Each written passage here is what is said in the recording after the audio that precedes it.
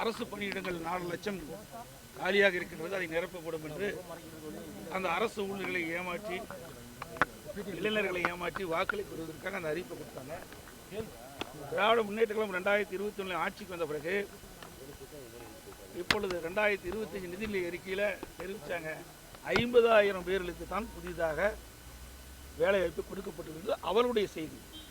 ஆக 4 லட்சம் காலி பணிகளை இதுவரை நிரப்பவில்லை, அவர்கள் கொடுக்கப்பட்ட வாக்குறுதியை நிறைவேற்றவில்லை. அது மட்டுமல்ல, இந்த 4 ஆண்டுல கிட்டத்தட்ட ஓய்வு பெற்றோருடைய எண்ணிக்கை அதிகம்.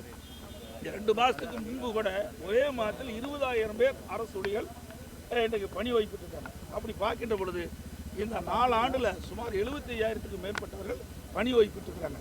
அப்படி இந்த 4 ஆண்டு காலத்தில் இவருடைய ஆட்சியில், திமுக ஆட்சியில் வெறும் 50,000 பேருக்கு தான் பணி வழங்கப்பட்டிருக்கிறது அவருடைய அறிக்கையில்.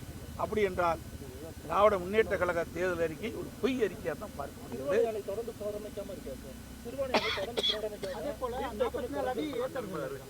அதிமுக ஆட்சி இருக்கின்ற பொழுது நீண்ட காலமாக தூர் வாரப்படாமல் இருந்த அணைகள் எல்லாம் தூர் வாரத்துக்கு நடவடிக்கை. ஏன் மேட்டூர் அணையை சுமார் 83 ஆண்டு காலம் தூர் வாராது, மிகப்பெரிய அணை.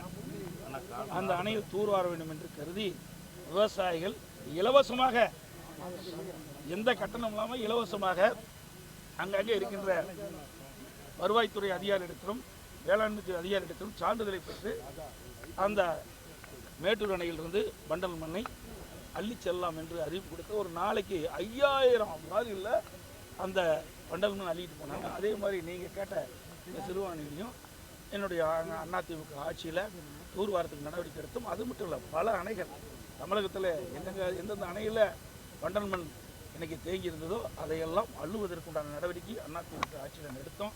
ஆனால் ஆட்சி மாற்றத்துக்கு பிறகு இதுவரைக்கும் அந்த அணை தூர் வருவதாக எனக்கு கிடைத்த தகவல்படி இல்லை என்று தான் பார்க்க